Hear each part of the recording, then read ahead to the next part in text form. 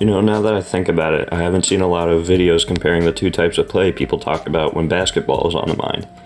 Maybe that's because organized ball and street ball are very different from one another.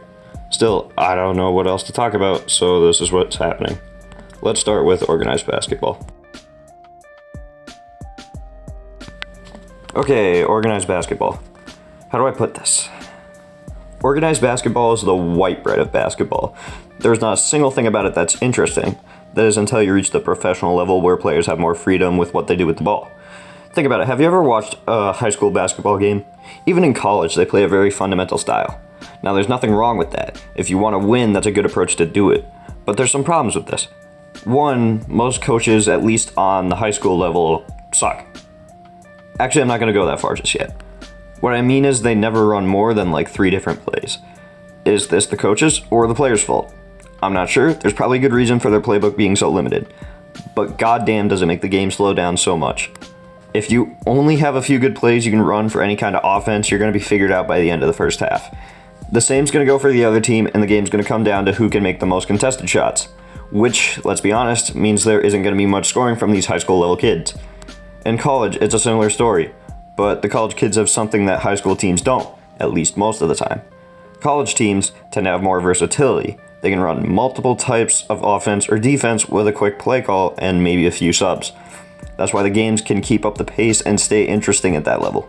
It's still fundamental play, just more expanded and generally smarter coaching. But I'm getting off track. The other problem I wanted to address is that the way I see it, a lot of these programs aren't really in it to win. They want to provide that playing experience for their students, but let's be honest, the powerhouse schools are the only ones really there to win. They have a reputation to keep up. The rest of them are basically there to put butts in seats and money in the school's pocket. So why wouldn't they play with more flair? Why wouldn't they be more entertaining when the whole point of them being there is entertainment? Now, this is just speaking from a business standpoint. Do I think it should be this way? No, I think every team should be trying to win. I think that's more valuable. But if I'm not watching it, and if most people have the idea that it's boring and they don't watch it, what's the point of winning anyway? There's no glory, there's no celebration outside of your own locker room. There's satisfaction, sure, maybe.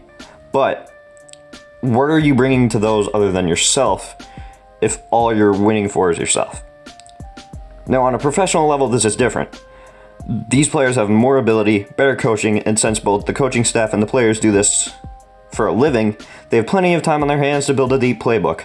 On top of this, professional players are given more room to freelance because they're generally more trusted to make the right choices. This leads to what I think is a healthy combo of excitement and productivity. When you have guys like Giannis catching alley-oops like it's nothing, Steph and Dame pulling logo threes and drilling them, Kyrie putting on a ball-handling clinic and embarrassing an entire defense, and they're still doing what they need to win. That's what organized basketball should be.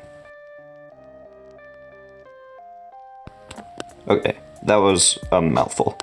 Let me try to be more brief when it comes to streetball. Streetball is where you show off your pure ability, your own individual decision-making skill, and ability to put the ball in the hole. Set up teammates, break down defense with your bare hands. That's what streetball is for. The sole purpose is to have fun, get better, and just play some basketball.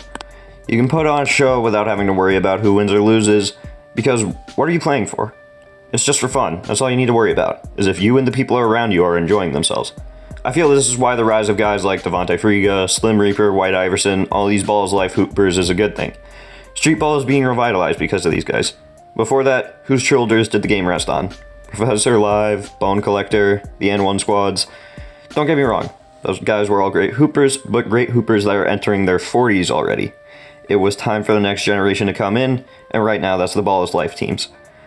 I just feel that for the most part, Streetball has a better sense of community.